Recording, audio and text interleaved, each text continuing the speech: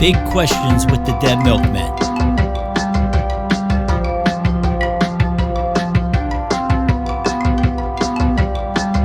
Hey, everybody. This week's question is from me.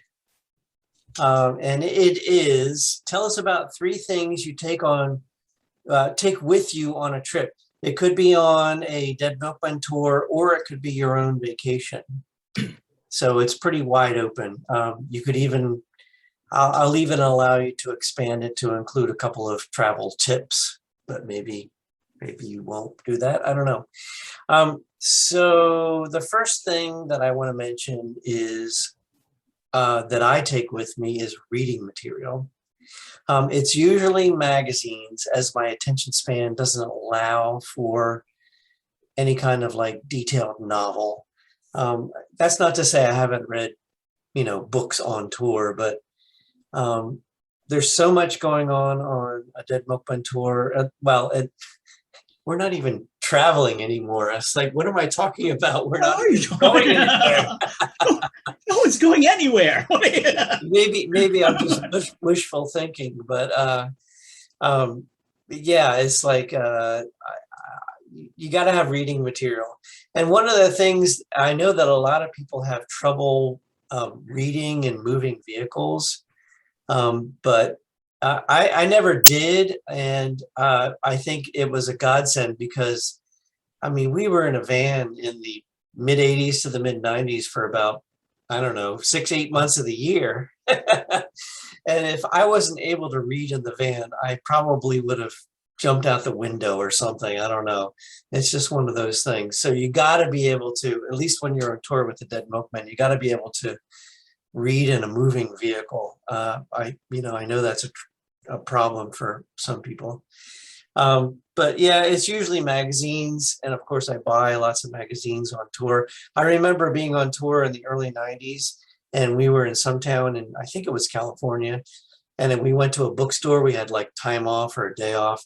And I was perusing the magazine rack, and I saw this weird magazine called Wired magazine.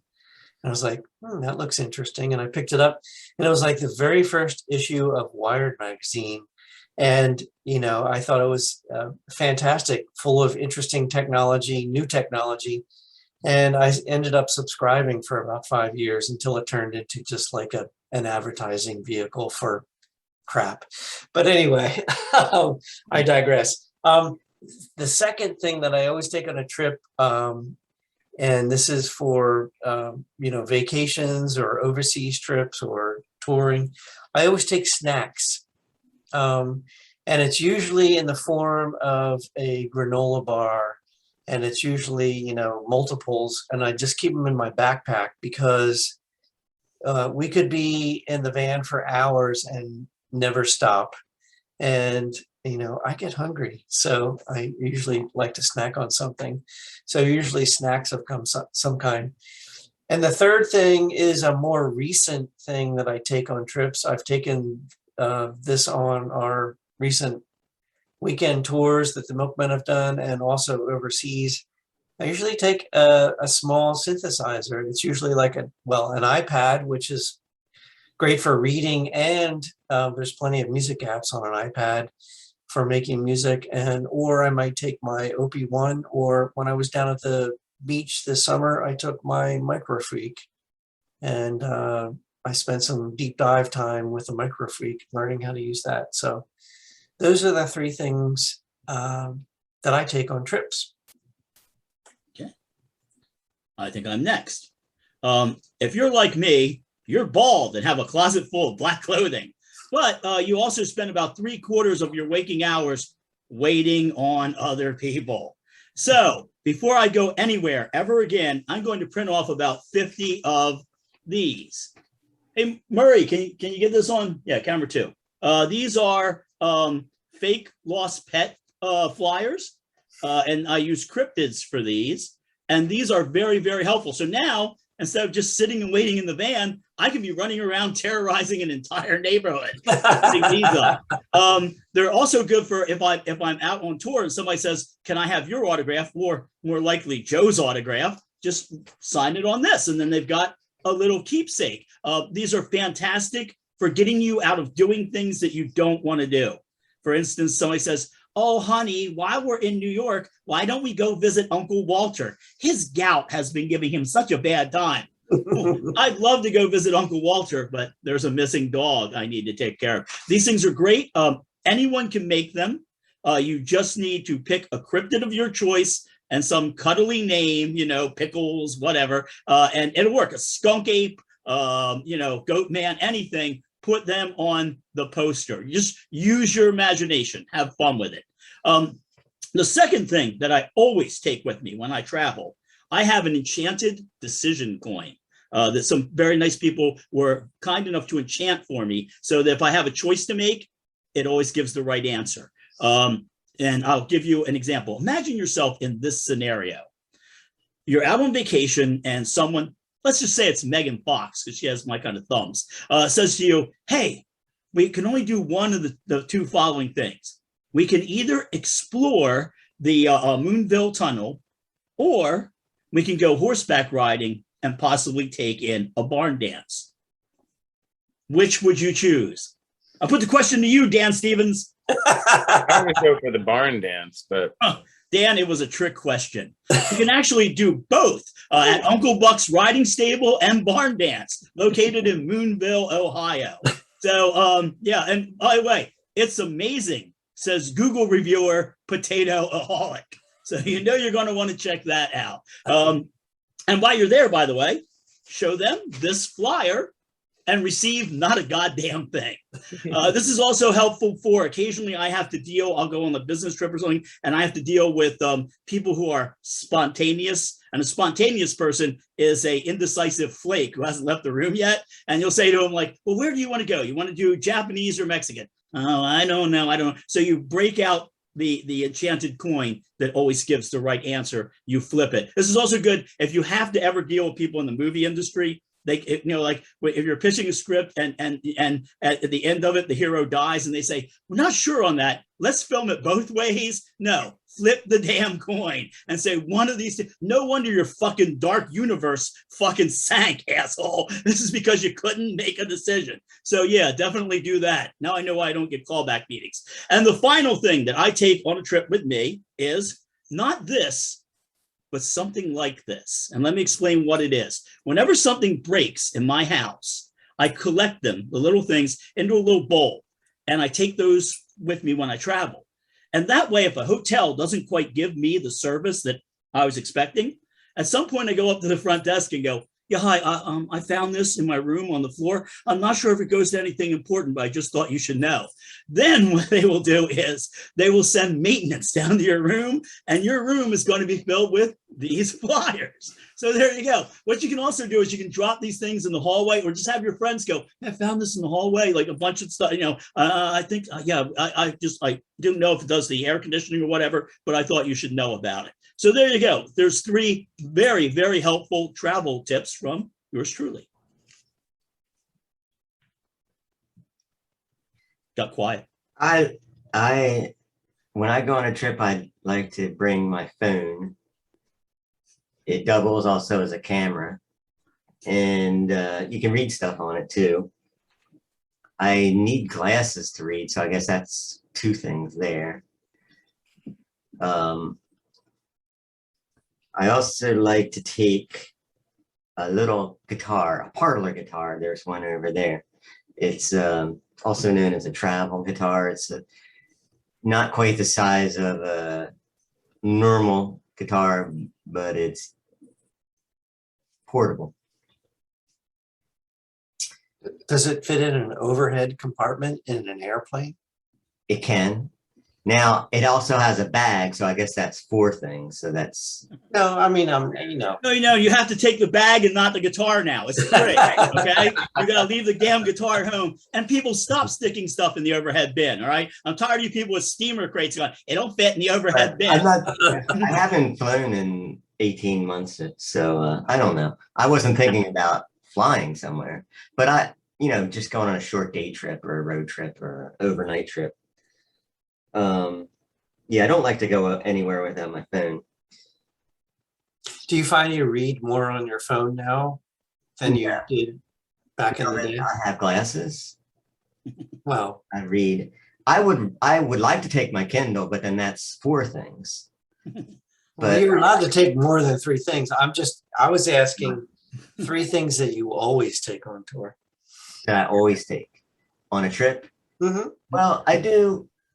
I'll either take my Kindle or a book. Depends if the book's hard. If the book's not on Kindle. If I'm traveling light, I'll take the Kindle because it has lots of books on it. That's a travel tip. You can put lots of books on a Kindle. Yeah. I will attest that Joe has bought quite a few of the 33 1/3 books on tour, and Well, I take those on Dead Milkman tours. yeah, we've passed those around the van. because they are quick to read. You can read one in a trip easily. Yep. You could probably read a couple in a Dead Milkman 3-day tour. Yep. So, and they're very compact. So that's another tip. They're about this big. Also, personally, I like to take a set of Sharpies. Can that be one thing? A whole set? Sure, I'm not gonna complain. I am. He's already bought the whole dollar store with him. I'm not a light traveler.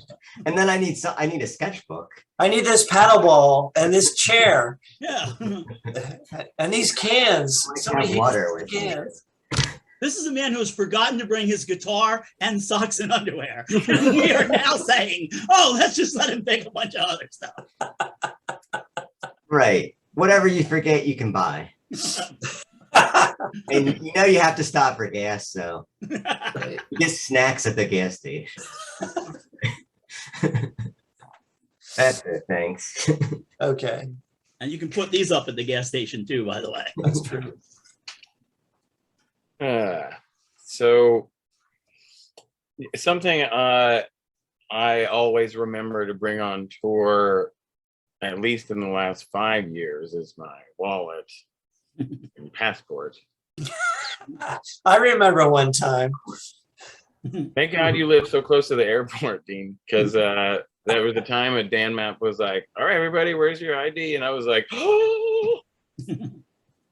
And Melissa had to come and get me and then go back to your house because my car was parked by your house and I had to get it and I made it just in time.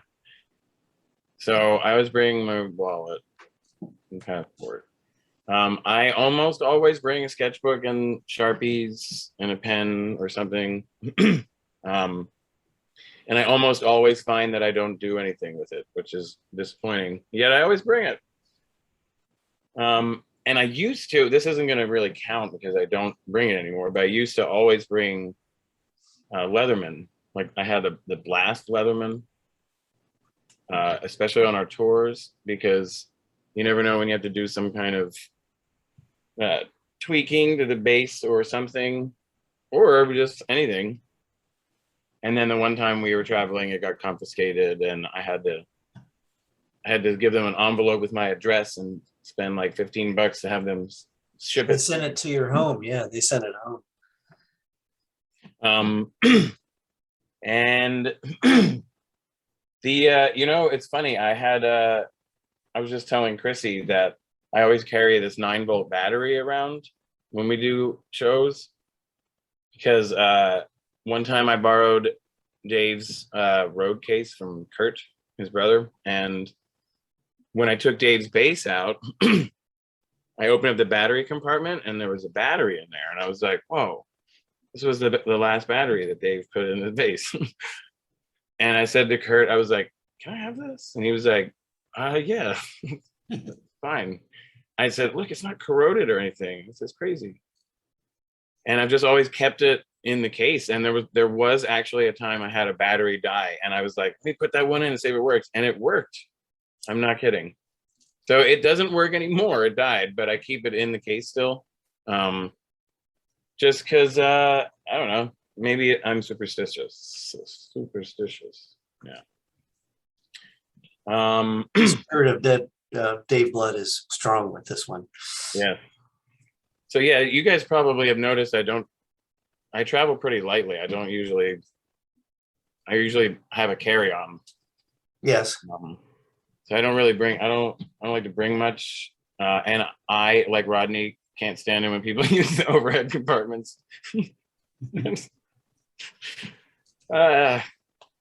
Someone has to use them. I guess they're there for a reason. I Yeah. hate those people. So yeah, and then I'm considering getting one of those neck things for the planes, because the one time Charlie, he was pretty little. He was like, "Dad, bring this," and it was like a little neck thing. It said like dreams, and I was like, "Oh shit." All right, and I actually used it on the plane. I was like, "Hey, this is great." I don't really usually sleep on the plane either. I usually am like, are we there yet? So that's I don't have any travel tips. Just get there safely. Okay, it's time for recommendations. So I have one tonight, and I'm recommending it only on what I've seen online because I don't actually own this product. Are you a goth? Do you like to swim? Then I would recommend you shop the Pom Pom Floats website and get the coffin float. It's the float for every goth in your family. It's available in black or pink, and it's shaped like a coffin, including a lid. Whoa. There will be a picture of it on screen very soon.